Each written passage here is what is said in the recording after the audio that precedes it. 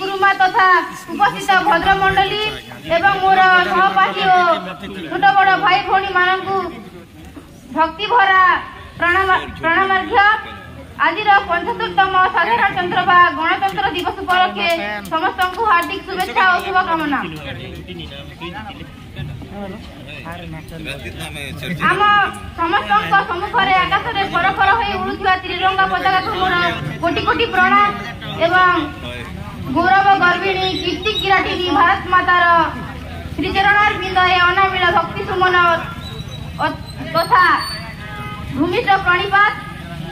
तत्सह आम देश को विदेशी शासन रूपक नागफासरू मुक्त करिथिबा जातीय पिता महात्मा गांधी नेतृत्व में जो महान जननायक नायिका माने योगदान करी आम देश को स्वाधीनता प्रदान करते उद्देश्य रे मु अर्पण करुअछि मोर भक्तिपूर्ण श्रद्धांजलि।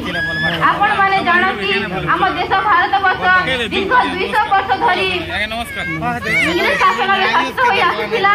ताहा 1947 मसिया अगस्त 15 तारिख रे स्वाधीनता लाभ कला, किंतु दीर्घ दिन धरी संविधानिक नीति नियम प्रणयन